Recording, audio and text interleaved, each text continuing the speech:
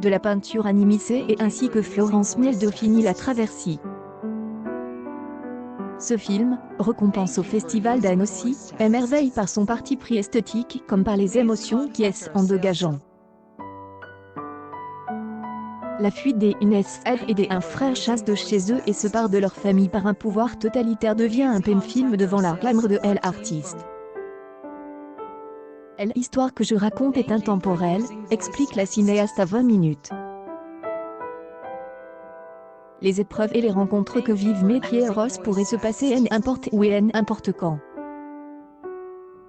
Le spectateur prend fait et cause pour ces adolescents débrouillards et solidaires qui en voient de toutes les couleurs au fil de leur périple.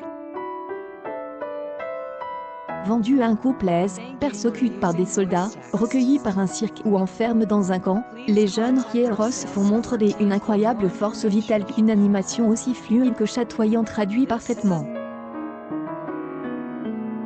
Les animateurs peignent directement sur des plaques de verre, précise Florence Miel. C'est un procès de risque, car il est facile de rater et d'avoir à tout recommencer. La réalisatrice, multi-récompensée pour ses courts-métrages, a mis plus de 10 ans pour achever ce long. Florence Miel faisait de nombreux allers-retours entre la France, l'Allemagne et la République tchèque où, coproduction oblige, les scènes de La Traversée étaient réalisées. J'ai été parfois un peu frustrée de ne pas pouvoir manier le pinceau moi-même, reconnaît-elle.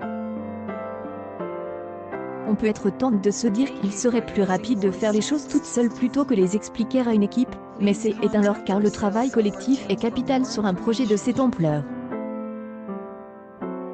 14 animatrices et un animateur ont travaillé sous la direction de la cinéaste pendant 3 ans.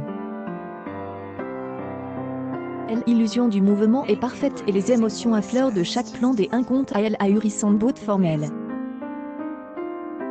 Florence Miel a aussi puisé son inspiration dans les merveilleux croquis que dessinait sa mère et qu'elle la conserve.